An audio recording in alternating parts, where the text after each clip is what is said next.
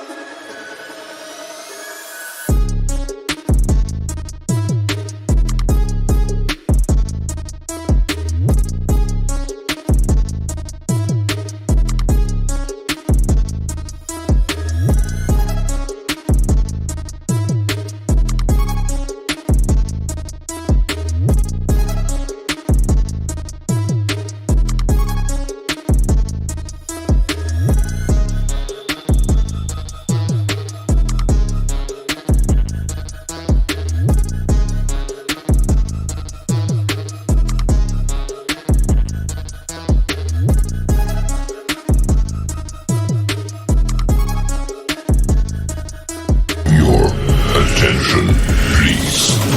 The show starts in 10, 9, 8, 7, 6, 5, 4, 3, 2, 1, go.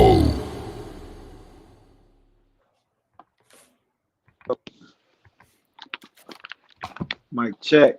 Mike, check. What up? What up? What up? What up, man? I can hear my echoing in your speakers. Okay. Hold on. You good? You sound It good. might be man. me. Hold on. Let me change one thing. All right, here we go. Good now. Good now. It was on my end. Yeah. What up, man? What up, man? Chilla. Sorry. Yo, note to self on the intro at the last part. I got to turn that down because that was super. I saw us both move our headphones out the way. That joint is super loud. Exploded My bad. for real. Yeah, my bad. But everything good with you? Oh yeah, man. Sunday taking it easy.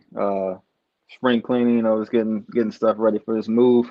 So I gotta get my unaccompanied. Please don't do that to you, Ping. I see you over there driving. Please don't do it. Unpopular. You don't have Unpopular. to auto tune. Unpopular celebrities. I Go. apologize, ladies and gentlemen. Go. I apologize, ladies and gentlemen. All right, we're good. You must have had your energy drink already today. You hype. Yeah, hit the gym. What's your gym workout look like? After this, I've been busy so morning. I'm gonna go the evening time. So, Oh man, don't worry, Yo, it's getting done. Games are getting made. Don't worry. I got a new sound, like an announcer. Okay. I don't hear it.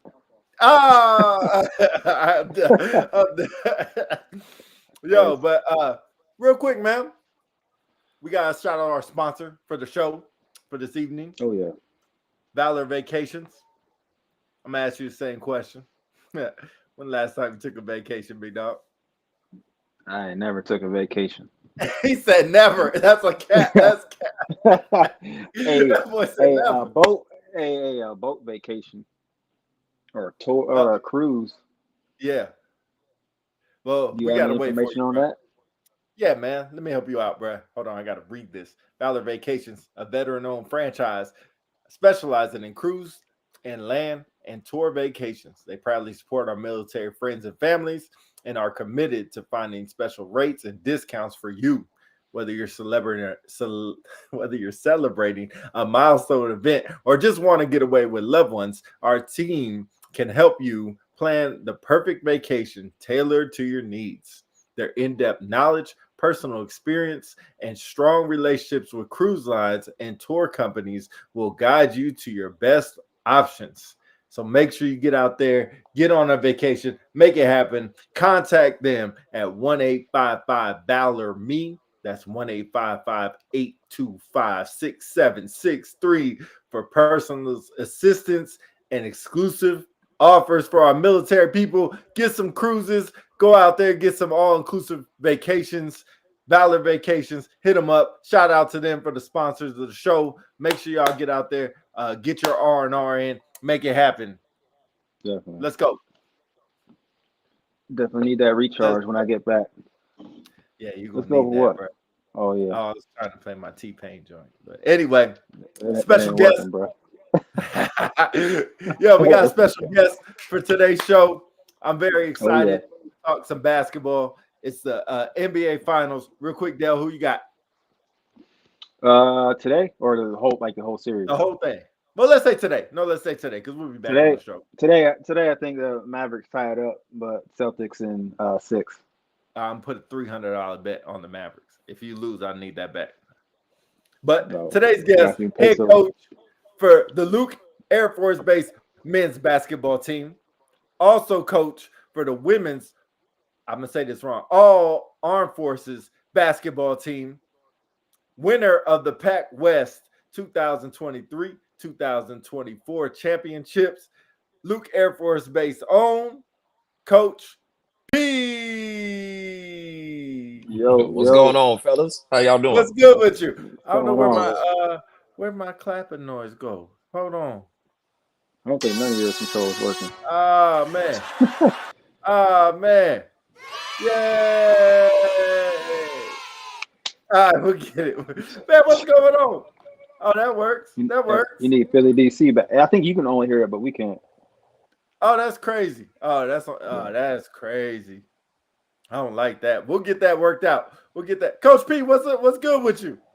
Another beautiful day here in beautiful sunny Arizona. As I look out the window now and see that sun telling me to stay inside. For real. Beautiful day. You ain't been outside yet. I went out earlier, went to the gym, and hurry up and came right back home. That's crazy. Yeah. That's crazy. What gym you went to?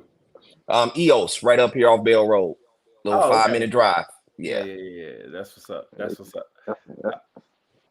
What about to say, man? I'm trying to figure out why these sounds don't work, but anyway, it's pissing me off right now. But we'll go back to zero.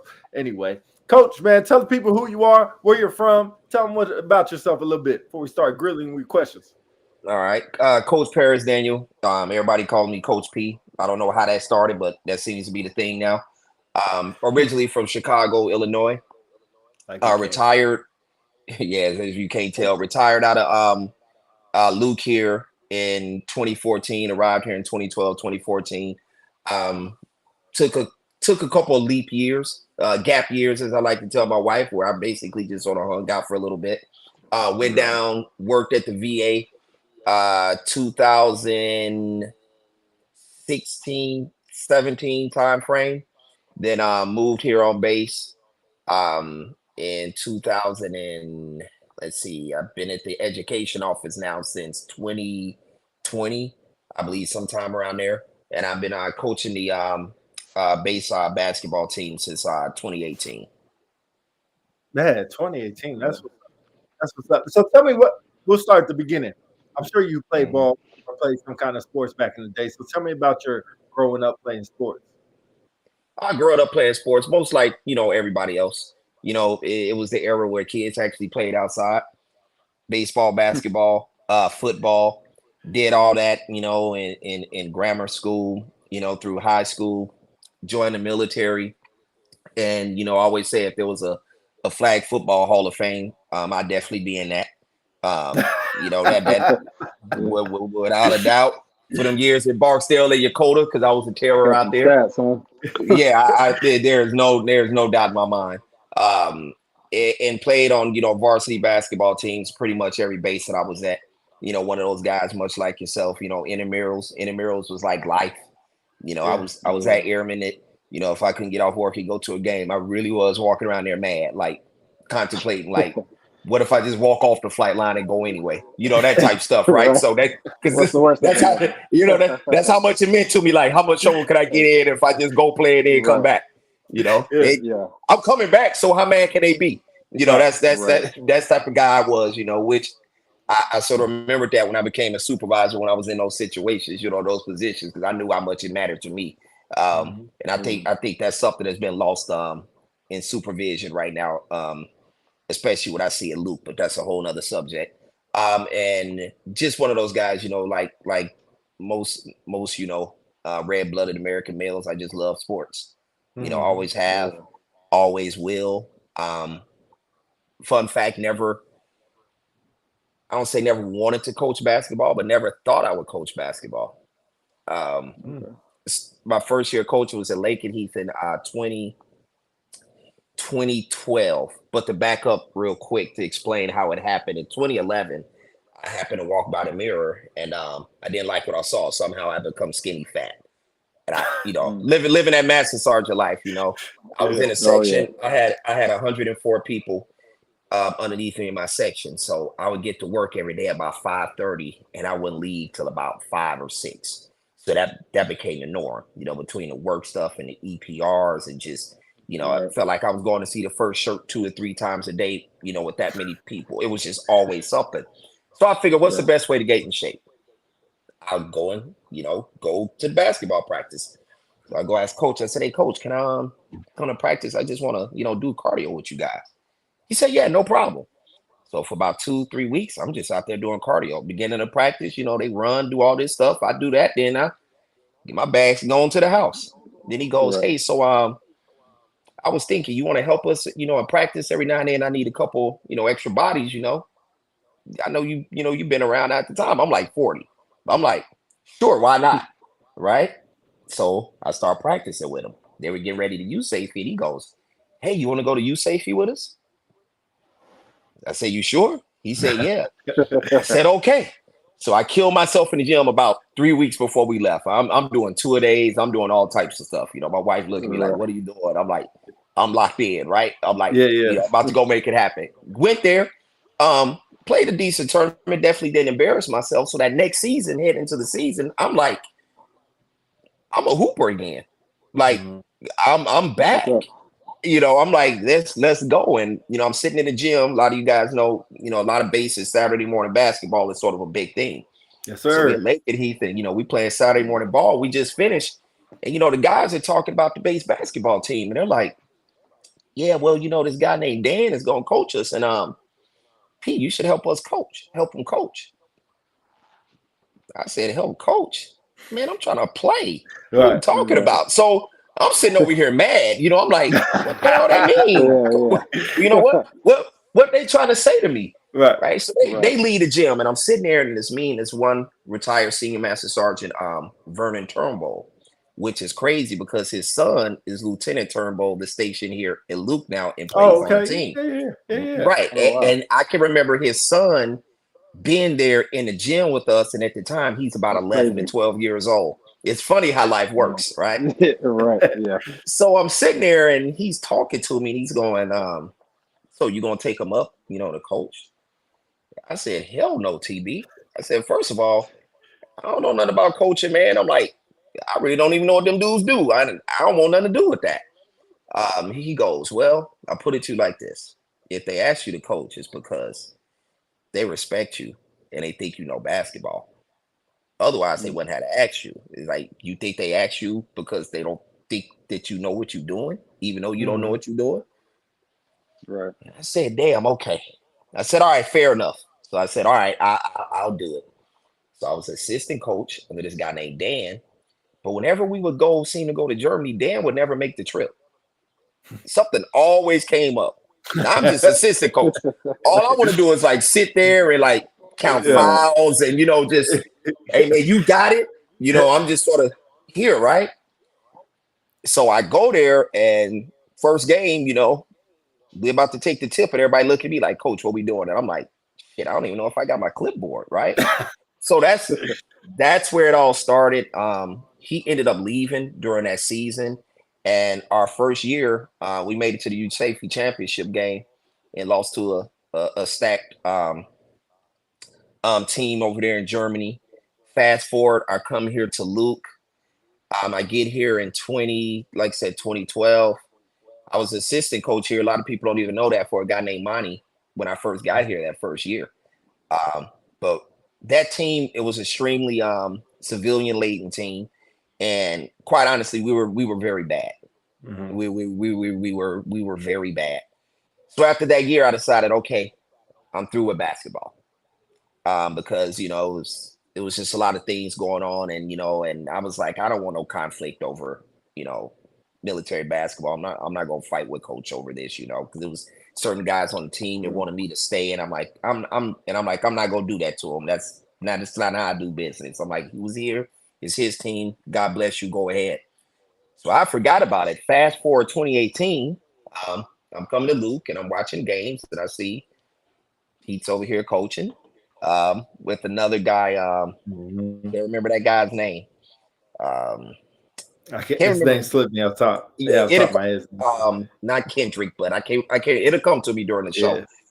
So something happens. I know you had stepped away from it, and he stops me in the gym and he goes, "Hey man, I heard you used to coach a little basketball." I said, "Yeah." He said, "Well, we might need a coach." I said, "What's going on?" He said, "Well, Pete's not coaching anymore. Looks like I'm gonna have an assignment and yada yada yada." I said, okay. I said, "Okay, I tell you what." I said, "I ain't gonna make no promises." I said, "It's what I do though." I said, "I'll come to practice. Just let me come to practice, hang out, and get a feel for this because coaching really wasn't in my mind." Mm-hmm. He said, "Okay, no problem." So I go to my first practice. The guys are coming in because I used to come watch you guys play. I was one of the few fans sitting over there because I'm like, oh, they playing. I'm gonna go watch, right? So I'm sitting over here, and I'm talking to London and Boyd and them dudes. And like, hey man, y'all need to be better. I used to always mess with them like, y'all need to be better. And he introduces me to the team, and right after he does that, he goes, "Hey, by the way, this is y'all new coach." I didn't bring a whistle. I'm just coming to watch. I'm really like, I want to see what y'all do. Let me hang out for a while and then let me see, right? Yeah. He's like, "This y'all new coach." So they all looking at me like, and I'm like, "Well, I'm getting some of y'all new coach." And that's where I've been here ever since. Man, that's a crazy story. Oh yeah. Yeah, what you got? Yeah. So, piling on top of that. So now that you got, a couple championships under your belt and experience, who's like a coach that you want to like emulate your coaching style toward? Like, I know you have your own, but like, is there a coach out there you inspired? Like, hey, this is who I want to be to, get my team to realize this about basketball and life. Bobby Knight. It's a couple. I played for a guy named Joseph Triggs at Edwards. He's called him Boogie.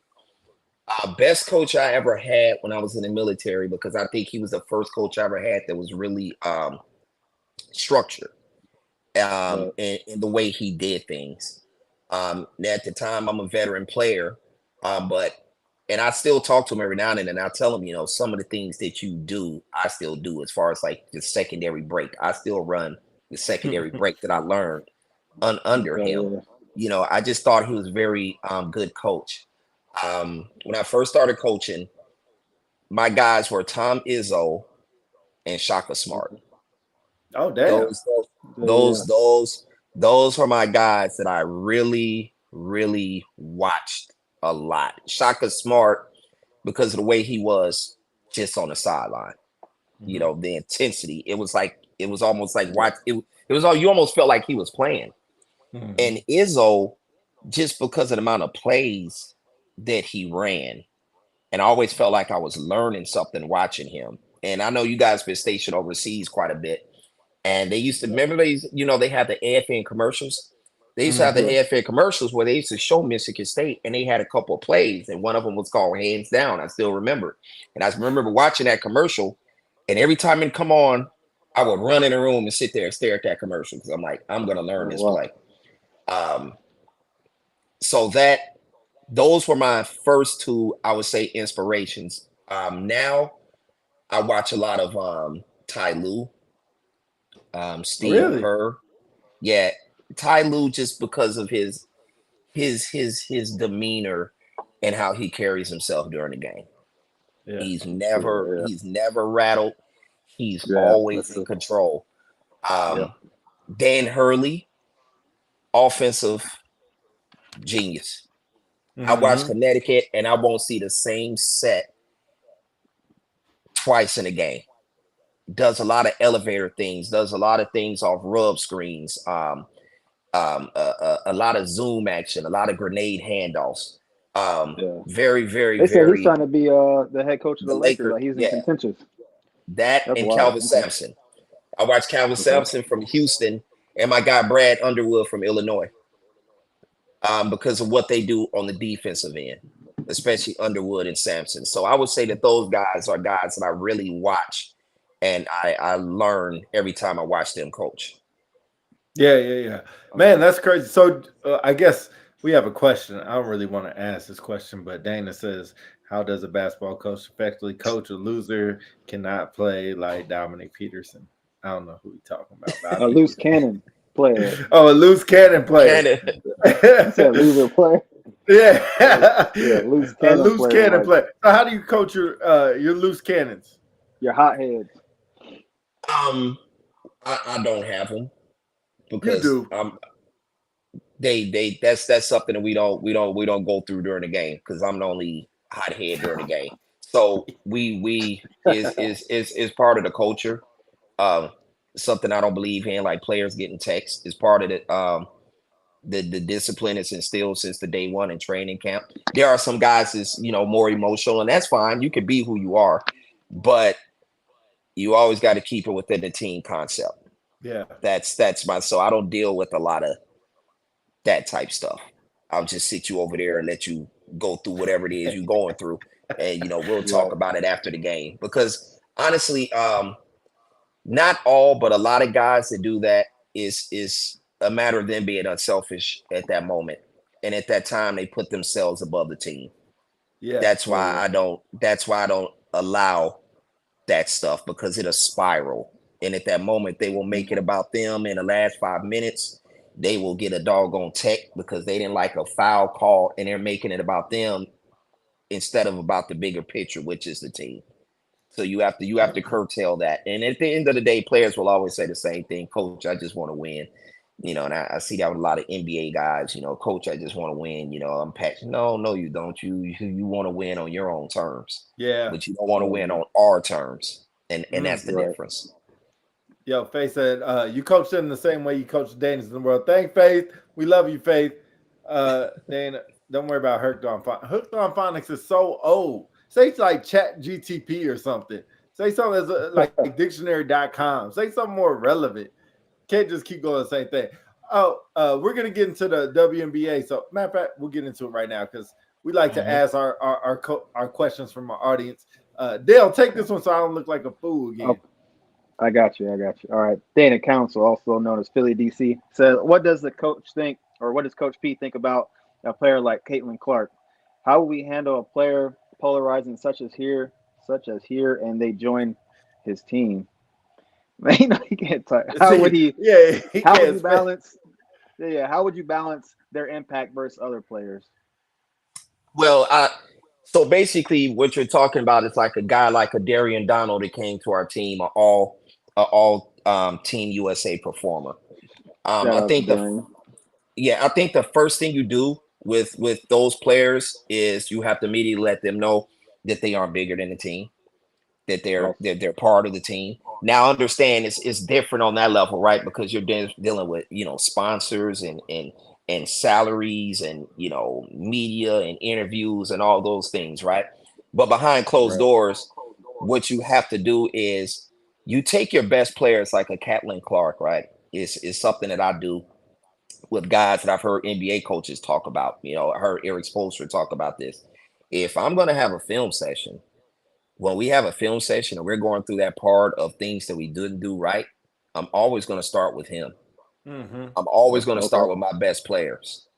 And I do a little thing I do where I line everybody up, and I line everybody up 1 through 18 or 20, no matter how many players I got. Learned that from Coach Triggs at Edwards that I mentioned earlier. At the time when he did it, I thought it was brutal. You know, the way he lined us up and went 1 through, I want to say at the time 17, you know, and like, this is what you do, this is why you're here. And at the time I'm like, Okay. damn, coach, you know, this sort of tough, right? But it was brilliant because it establishes roles. Because a lot of times you'll hear players go, I don't know what my role is. No. We're going to establish that in front of everybody. There are really no secrets here, right? So with her, I would do the same thing I did with Donald. You're my best player, which means you can't just get the most points. You got to get the most rebounds. You got to get the most assists. You have to take the most charges. You have to be best at everything if you're our best player. Mm-hmm. And that's how I would handle her and remind her that, yes, when you're the best, then you're heavy as the head to wears the crown, right? Mm-hmm. So you're going to get more credit for when we do good, which means when we aren't doing good, you're going to get that as well. That's how I handle those type players to make sure that they know that they're part of the team and not separate. Not, well, this is me and, you know, that's those guys. You know, they lost. I did my part, but, you know, they lost that game. That's something you can't never have. Also, too, that garners respect from the rest of the team when they see that, especially when that player accepts that. Because if I could get on Darian Donald and tell him, hey, man, that was some BS during film session, of course, when I get to the 12th, 13th man, he ain't gonna have no problem with it, right? Where coach is running into trouble is when they don't do that and they don't hold those guys accountable, and they hold the back end players accountable. You know, your 8th, your 9th man. You know, you're getting on him about turnovers, but not your best players. So you have to always make sure to balance that out. But I guess what happens when you have, and I don't want to call them a losing team, but I mean they're a team that I'm talking about Caitlin Clark. I think she plays for the Fever, but I think their team only won 2 or 3 games out of I don't know 6 or 7. 3 games now. Yeah, but they're on TV like every game. So I guess how do you handle the best coach, or excuse me, the best player on your team when you have a losing team that you can obviously tell you're not going to win a lot of games? Like, yo, just go out and get yours. Don't worry about it because we'll be better later. Because winning is part of the process. I mean, losing is part of the process. It's very hard and very rare for any team or any coach to come in and automatically have success. You know, I look at when I first got here, 2018, we won the Pac West tournament, went to the NBA Finals, won 2 games, lost a game in overtime. That was done. That 2019 season, we weren't a very good team. We're about a 500 basketball team. When COVID came in and shut us down in 2020. You know, when everybody walks in the gym and they look at all the banners we got up, they don't remember the losing before those banners, right? And if we don't go through things we went through, like in 2018 when we went to the NBA Finals and when we had 6 players in 2019, and I always tell people that was a very important year, because that was a very important year for myself, because I felt like I learned a lot and I grew a lot from everything that we were going through and losing those games. I knew what it was like to go to a tournament and go 0-3 and get a t-shirt and then come back home, right? So a lot of my guys, they don't remember that. You know, now when we go, we're either winning or, you know, we're winning games, we're in the Final Four, we're always doing something, you know. So a lot of those guys don't know what it's like to go there and go 0-3, be done on Saturday, and your flight not till Monday. We went there. We went to the NBA Finals in 2019, and we went 0-3. We lost the game to the team that ended up winning the championship by 8 points. I only had 6 players. One of the guys fouled out. I had to play. The second game we lost to the Air Force prep team in overtime. The third game we were playing Cannon. They were ranked 5th at the time. We have 6 guys. They're up about 14 points, and we rally and win that game. And that was one of the most important wins that we've ever had, because I think that let us know that we can do it. Right? So that's part of that process. And that's what you have to instill in your team. And I'm looking at these questions right here, and it's always Jordan over LeBron. I mean, we're gonna get to that. Yeah, we can get to that. Yeah. I was saying that for the last question. Dale has the question for you. Yeah, and I know the coach of DM. Yeah, he is. He's a cool dude. Yeah. Yeah. So speaking of these tournaments and stuff like that, so with college, coaches have the benefit of getting film from games and stuff like that. So how does it work for Air Force? How do you got, or not all armed forces? How do you prep for teams that y'all never seen or played before, or do you just worry about your team specifically? Well, it's a combination. There's a lot more film out there now on teams, because teams put a lot of their things on Facebook. So that's where I do a lot of scouting. They'll go, or the tournaments. I watch tournaments in the past that teams go to, and I watch them play. That's why. You're proactive. Yeah, and Luke. That's why when a lot of times during our games, they're like, Coach, you want us to go Facebook Live? And I'm like, no, I don't put a lot of our stuff out there, because quite honestly, I don't want people to see. So that's how I do a lot of scouting, just picking up tendencies and plays, because if I watch a team play, I'm going to figure out your sets there very, very quickly.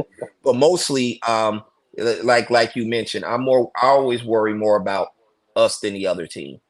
I'll just look and see, some of the strengths and some things we want to take away defensively. But otherwise, it's always us and playing to our identity. I don't worry about the other team. I make them match up to us. I'm not going to never match up to them, or think about changing my starting lineup because, they play 4 guards. And no, we're going to do what we do. And, we will match up, and they're going to have to figure us out, So that's how I handle that. Okay. Man, that's crazy. Real quick, if you haven't been on vacation, it's time to take your ass on a vacation. Time to get out there, get some sun, especially I know it's summertime, so get out the hot weather, get some tropical weather. Go see my friends at Valor Vacations, our veteran-owned franchise specializing in cruise, land, and tour vacations. They proudly support our military friends and families and are committed to finding special rates and discounts for you. Whether you're celebrating a milestone event or just want to get away with some loved ones, their team can help you plan a perfect vacation tailored to your needs. They already helped myself. They helped a couple other members I know, some cruises and things like that, all-inclusive tours, all-inclusive events. Go to their website, check them out. But their in-depth knowledge, personal experience, and strong relationships with cruise lines and tour companies will help guide you to your best vacation options. Contact them at 1-855-VALOR-ME. That's 1-855-825-6763 for personalized assistance and special offers. Shout out to them for being the sponsor of the Unpopular Celebrity Podcast. Getting right back into the thing. So we'll go. I know we said we're going to save it for the end, but I want to get to it. Just real quick, Dana says, who your best basketball player of all time, LeBron or Kobe? I say Kobe. Jordan or LeBron? We'll add Kobe in there.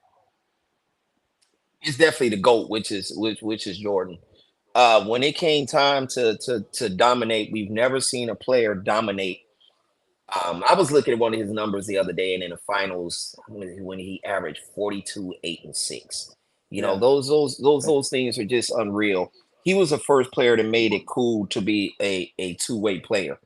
So you had to dominate on the defensive end also as much as the offensive end. When I talked about that process, being a Bulls fan, I watched him go through that process. This was before team building. This was before where you have guys that, these superstars, but they'll go through a decade where they're running around building teams to win championships.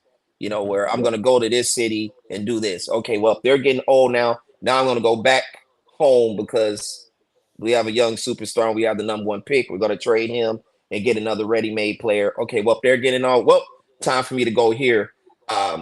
and do that sort of thing. So definitely to me, Jordan will always be the GOAT. You know, LeBron's a hell of a player, but that's sort of that new era of basketball. That's sort of that passive aggressive team building aspect that I don't like. You see it in the military with a lot of teams where they bring in all these, civilian contractors and dependents and guys from other bases. And that's not my thing. That's why, it's only active duties member here at Luke. That's all it is. That's all I'm going to coach because I do it for them and for nobody else. And that's sort of my mentality, and that bleeds over into the NBA. So to answer that question, unequivocally, Jordan is the GOAT. But I give LeBron a nod, man. He's played a real long time. And him, I'm sure he'll keep playing, and make sure that his son is on his team and do those things that LeBron does. Moving pieces. Yeah. Hey, so as a head coach, when you look for your team captain, are you necessarily looking for who's the best player or character? What do you see when you pick out that's going to be my team captain? That's going to be my eyes on the floor type player. Leadership. Guys that's gonna hold themselves to a certain standard that the other players can look at and see that they're gonna do it right every day. Guys is gonna buy in. And I also use my captain since I don't have an assistant coach. Captain is also my sounding board, right? So I need guys that when I ask them questions about practice schedule and things like that, guys is going to tell me the truth. I don't want you to always agree with me. If you don't think it's the right call, be like, no, coach, we shouldn't do that. And here's why. And sometimes I'll go, okay. Because right now, like Boyd and Donald are my captains, and Vinny, 3 veterans has been with me for a while. So I need guys this real good leaders. It's not about being the best player, because that's very important to me. That's a very important position because a lot of times, before games or after games, I'm going to always, defer to the captains. Hey, you have something to say? There's certain times where I ask the captains to speak. There was a game we were playing when we went to Texas this year. We were playing on Mayport, and we were down 23 points in the first half. And I called a timeout, and as the team is coming, Boyd looks at me and says, Coach, I got it. I said, okay. So I let him have the huddle. I stepped to the side. I let him have the huddle. We broke. I said we was going to run. We came back and won that game. Awesome. So that's the important role that captains play. So I definitely need leaders more than anything. So it's not always about the best guy. It's about the best leaders. Hey, on that note, so you're the head coach, right? Easily sounded, easily put. So you call it, say you guys are down by 3 or down by 2, 10 second less, 10 second left in the game type of situation. Are you the type of coach that goes for the win? Are you the type of coach that just says, let's just get a good shot?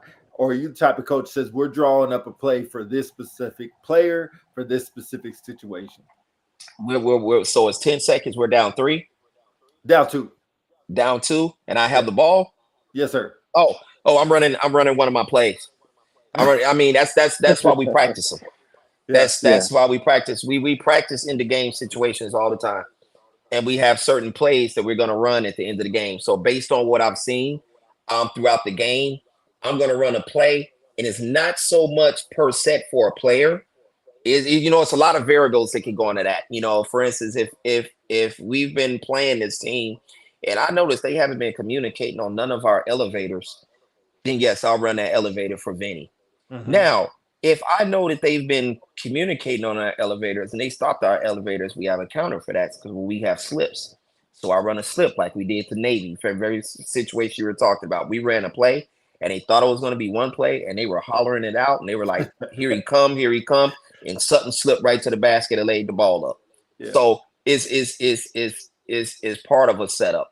So in that situation, I'm running around one of our plays and I'll take the 2 or the 3. As long as it's a clean look. And that's my question. That's my question. So, like Vinny's one of your sharpshooters, right? But the whole team knows that. Your Right. team knows that the other team, especially in the course of a game, when he's shooting, 7, 8, 9 threes a game. So they know if that play, the elevators for him, he's going to come out and they're going to double team, triple team. So are you okay with anybody taking that three, or like say one of your big men or one of your not good three, because some big men can shoot? Or are you saying like, bro, I know you're probably going to get a shot at the top of the key, but I need you to drive in and get a better look? Is that part of the conversation? Yeah, well, typically the guys that I'm going to put out there at the end of the game like that, all 5 of those players I trust taking that shot. Okay. All 5 of those players I trust taking the shot throughout the offense, because we'll talk about that. If the team does this, hey, this is going to be open. If they do this, this is going to be open, right? So we'll sort of go through those scenarios. Then it's basketball, so sometimes once you break the huddle, all that sort of goes out the damn window anyway, right? So now we're playing off instincts. And as long as the guys take a clean look, I'll live with the results. Right. Long as we don't force it, I will definitely live with whatever happens. Because sometimes you're gonna make the shot, sometimes you're not. Yeah. Right. So long as we get a good one, I'm okay with it, and I'll support it. Real quick, I don't know why this dude's even on here, but if the game is online and you need someone to take the shot, who are you picking, Dell or Dominic Peterson? Hey, we got to prove that on Monday. We got to do that tomorrow.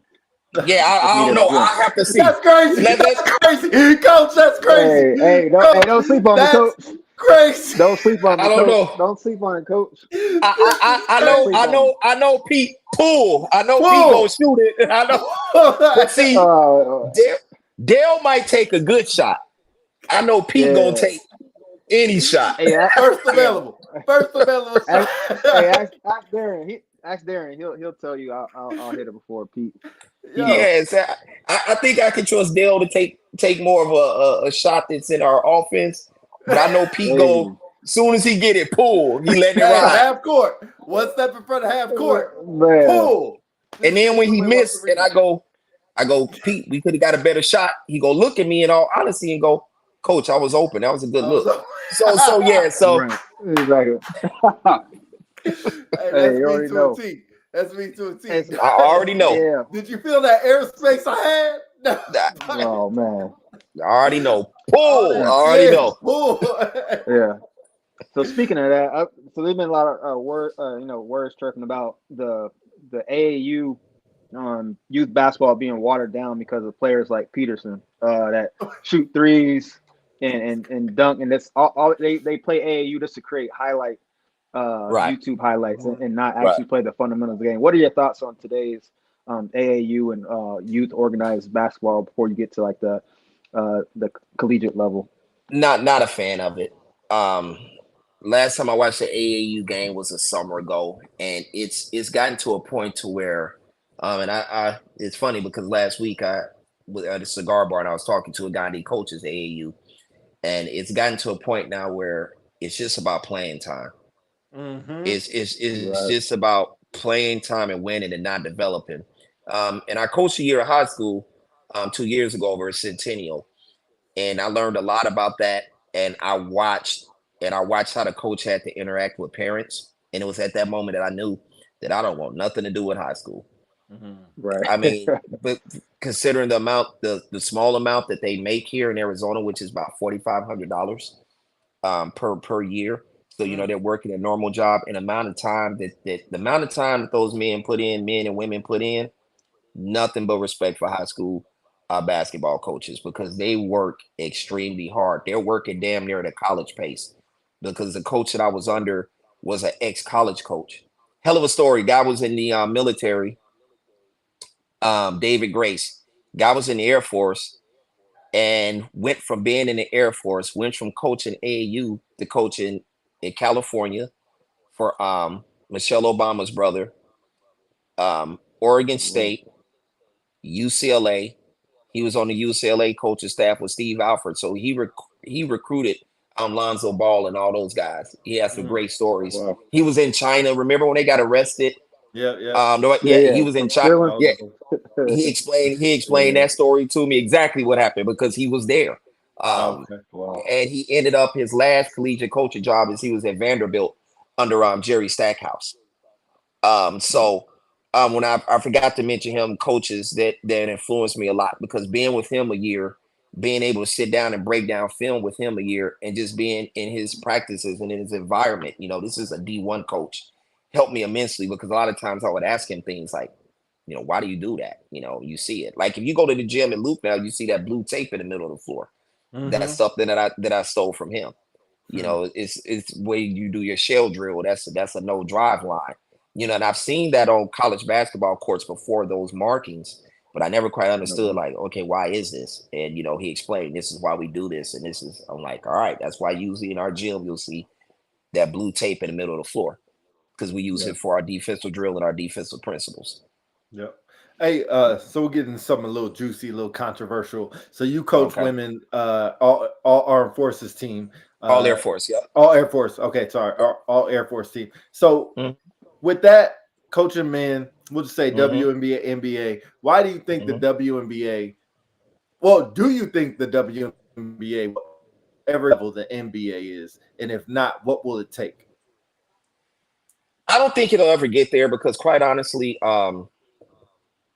women don't care enough. I always say that the WNBA, women's sports, will never grow because women, and I always use my wife as an example, they don't care like we do. We're fanatics, right? We're going to do whatever we can to watch games. We follow teams, as you can see, my White Sox, horrible. They might lose 120 games this year and set the record. But here I am watching them on Sunday, right? They're coming to Arizona next weekend to play. And I'm going to see them play, right? That's the way we are. Women tend to be more responsible than we are. So they'll do other things in life, and that's why it's just a game. It's just a game, right? It's just a game, and that's why I use my wife as a classic example. Ex-college basketball player could care less about the WNBA. Right, that's crazy, right? So I think that's why they will never be on that level. Now, can it get better? Yes. There is a difference between coaching women and men, which I found out. That's what I was about to ask you next. Yeah. Yes, women are very detail orientated. The difference between women and men is, if you tell men we're going to run this play, men automatically, you have a gym full of basketball savants. Well, coach, we shouldn't do this. I don't think this is going to work. I don't think this. Well, why don't I do this? Why don't I do that? Right? Everybody knows better, right? You always got to exert your dominance, right? Women, you tell them to do something, they're going to do it.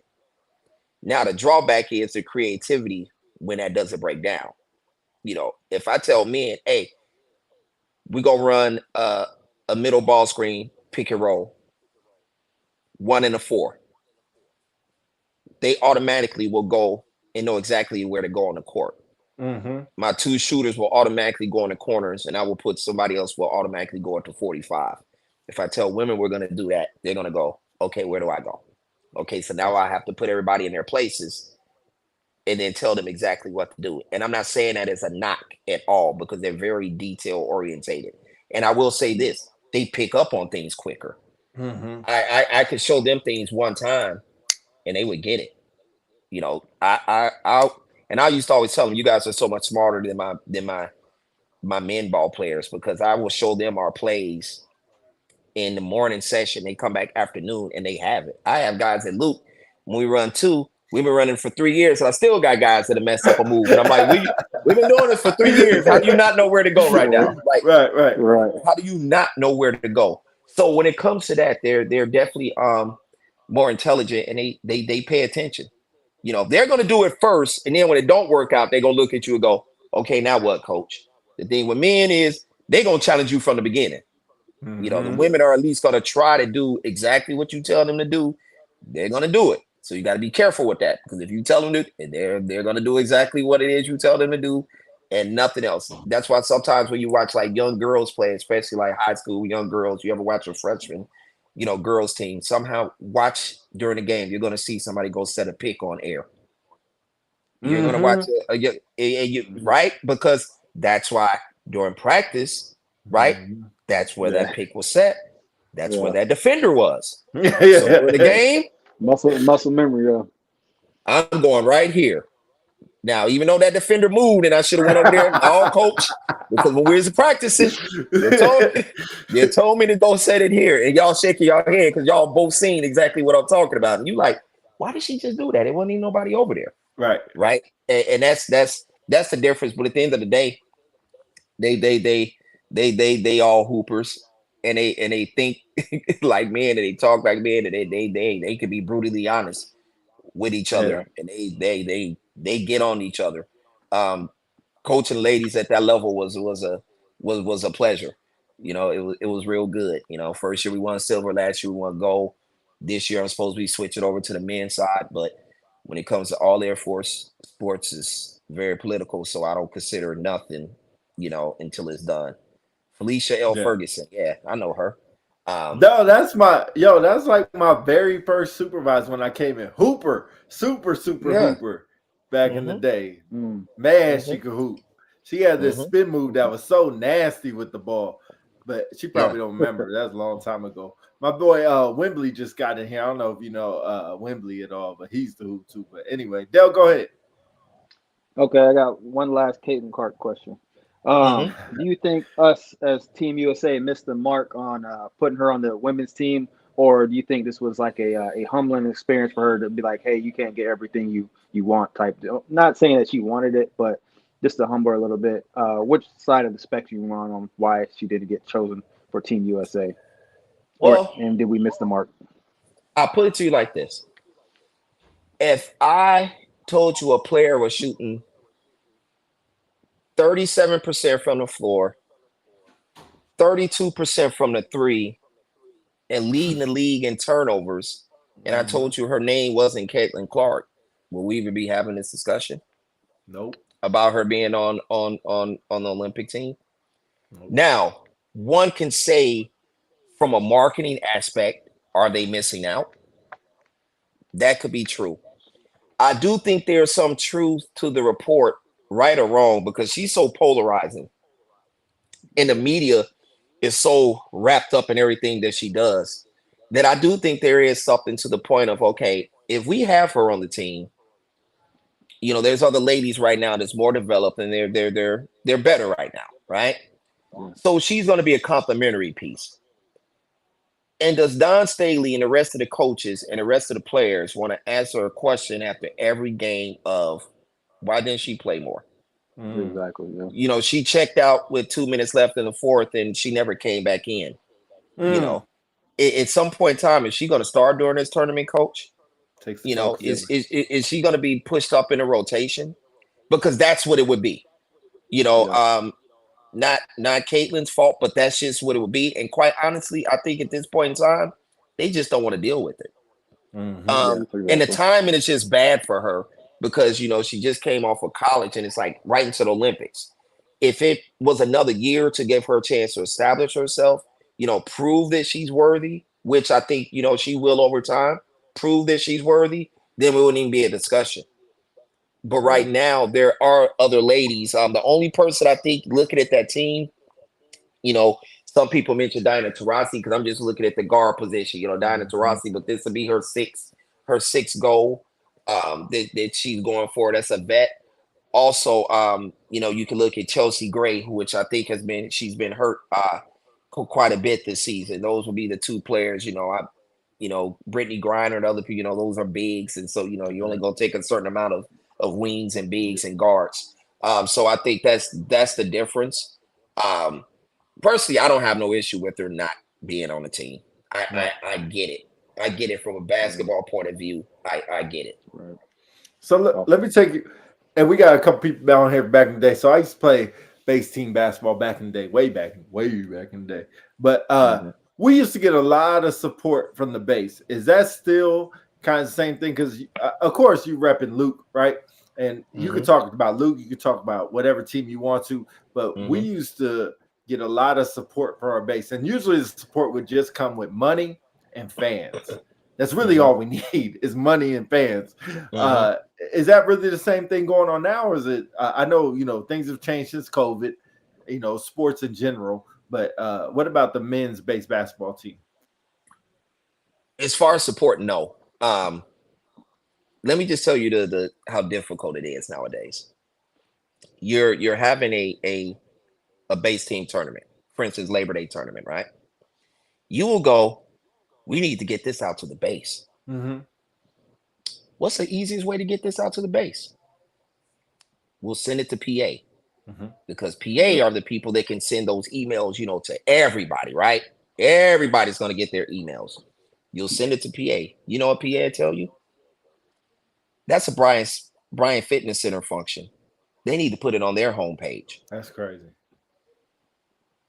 So we can't use PA to send out a base basketball team game. They will tell you to put it on Bryant, which you have to pray. But how many people watches the Brian Fitness Center page?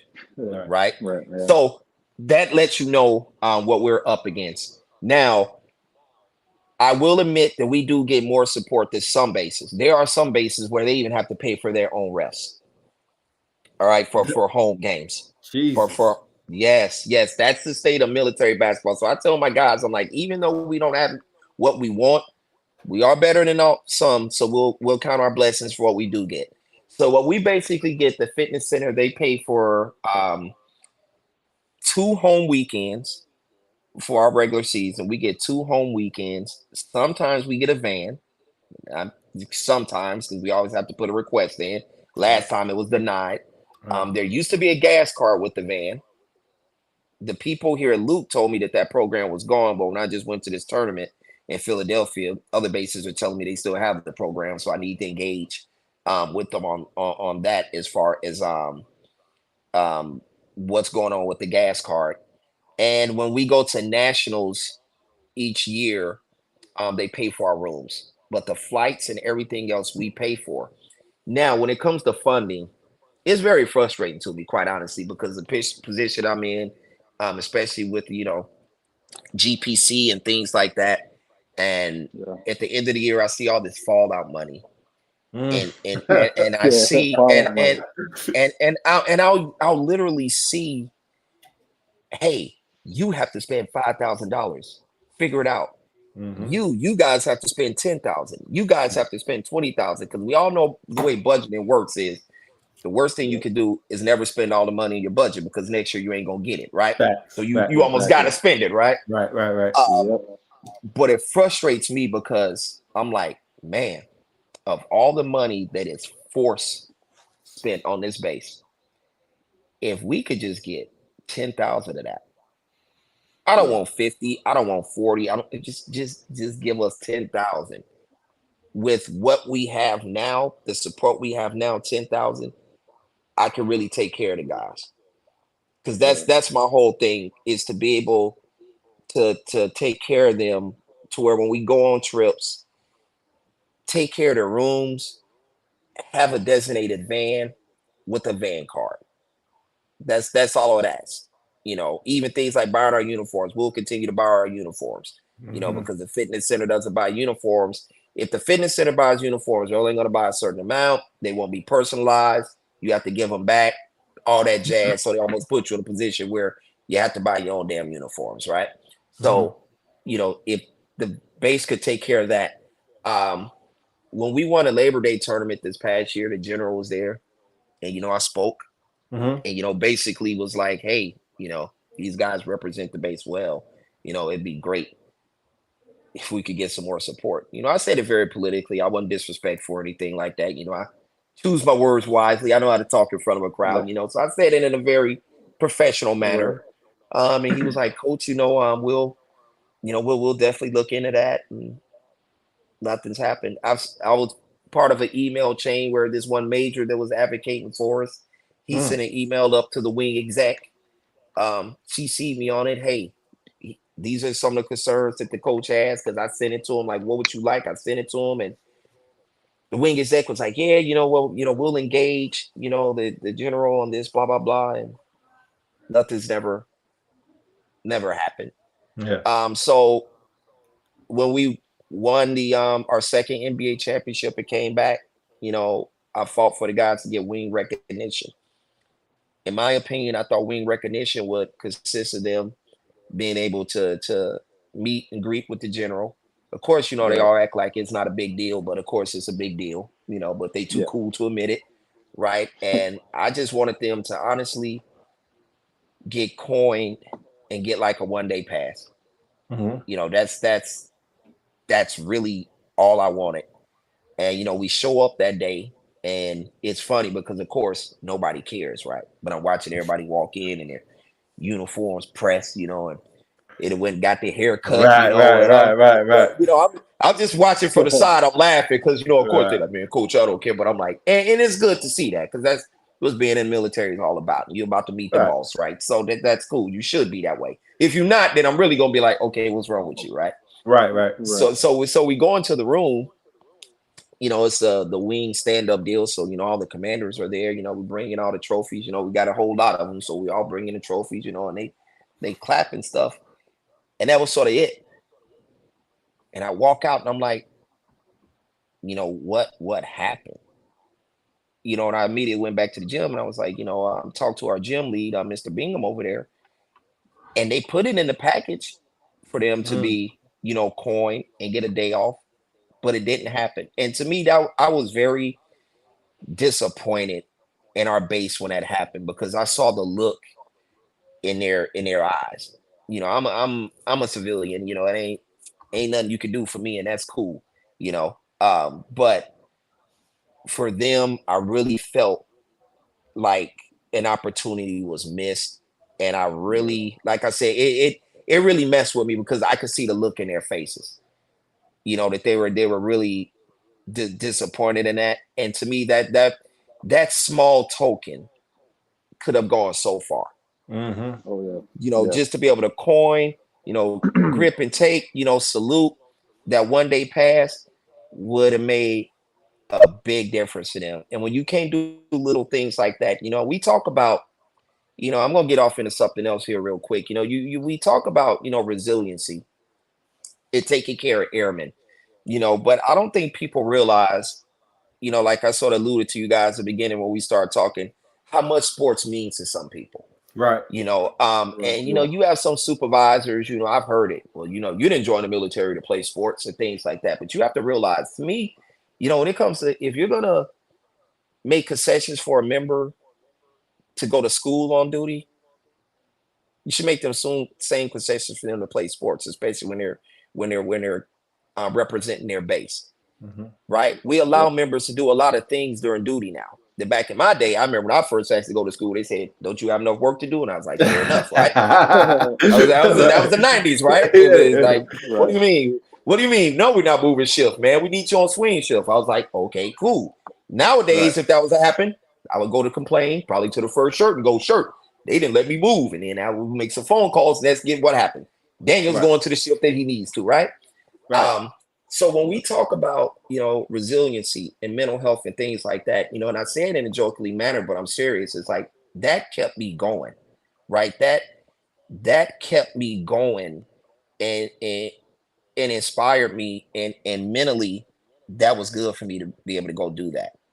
You know, so one thing that the NBA has said that they sort of stand on, the organization that we're part of, is during this time frame since they stood up in 2018, we haven't had any suicides or any suicide attempts from anybody involved in the basketball community. Gotcha. Now, when they talk about airmen, it seems like when they care, unfortunately, is when something happens. You know, when some young airman in a dorm, you know, takes his life or something like that, then we shut down. Now we want to talk about it. Okay, what happened? How can we take care of the airmen? Yada, yada, yada, right? Okay, well, the airmen said they need this, so let's go, you know, put them new video games in the community center, and, you know, let's make sure that the pool is up and running, and we right. So we do all these things, and that's great, right? But then when it comes to other things like this, they turn a blind eye. And I'm like, where is that same support? Where is that same compassion? When you have airmen from Luke that's asking for what is very minimal support. Very, very, very minimum support.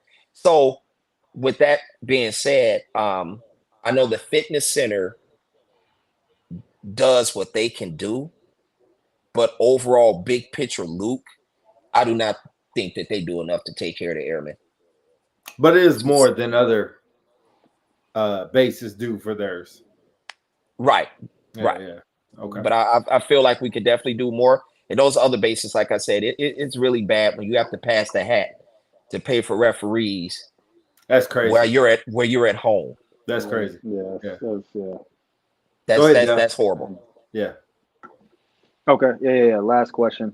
Wrapping it up. All right. So, all things come to an end. We retire from things that we love.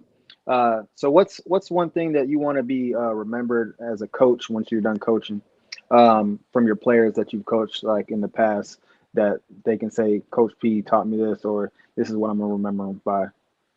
Just a few. I think that you always want to be remembered for being a better person in whatever your profession is. Mhm. And I would hope that they remember something that I've taught them that probably honestly has nothing to do with basketball. That's Awesome. that's what I would hope. We do something where very unique, that I don't know if any other team does, where I have these player contracts, and the shirt here knows about these, and it's standards and conducts on there for everybody that plays on this team. And one of the things that I always talk to them about is being the best airman you could be. I always tell them you got to have 3 things in order to play on this basketball team. That's work, finances, and your house. You have to have those 3 things in order, right? So being responsible, being a man, being a leader. I'm always on the guys because, everybody, I'm a grown ass man. I'm like, well, you can't pick and choose when you're a grown ass man, because that means being That's right. responsible, right? If you say something, that means doing things the right way. Integrity, doing things right when nobody's looking. So I would hope that one day when, I'm done and I moved on and they look back and they think, Coach P, I would think those are the stories that we talked about, some of the talks that we've had, where we've talked about, Coach, what do I need to do for this? I would hope they remember the time where, I get guys test dates. When do you test for tech? Next Friday. Okay, great. You're not in practice this week. No. You're not in practice this week. You won't come. You're going. So I would hope for those are the things that they remember.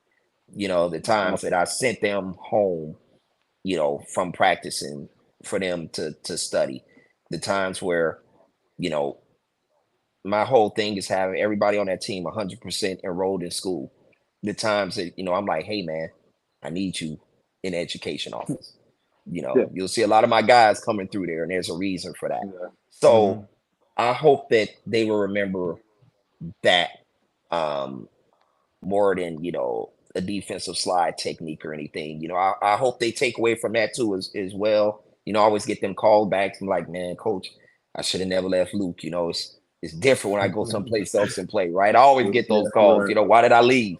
But that's honestly what I would like the lasting legacy to be, is that they became better airmen and better people by playing on the basketball team, if that's possible.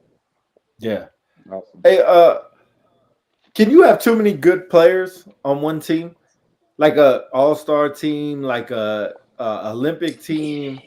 Yeah. You can, and it's funny that you say that, because going through this all Air Force process, and that's one thing that me and the other coaches are talking about now, is when you're building a team, you have to have guys that's going to accept their role. Right. And we've already talked about that, right? You can't have a bunch of alpha dogs there. You need someone that's going to accept their role, because that 10th, 11th, and 12th man, let's be honest, you're probably not going to play. It's just honest. Rotations are typically 9, maybe 10 deep. Right. It's the harsh reality of business. I tell guys all the time, hey, I'll dress 15, I'll play 10, I'll trust 5, right? That's the harsh reality of what it is that you do. So it's very, very important to make sure that you pick the right players, especially for those roles, because I've seen it. I've seen it on the girls' side. We made a mistake with the player 2 years ago, almost sending her home, and she was a Luke player. And I watched what happened with the men. last year. So yes, you can't have too many because at the end of the day, I always tell coaches, players are liars, right? In a certain respect.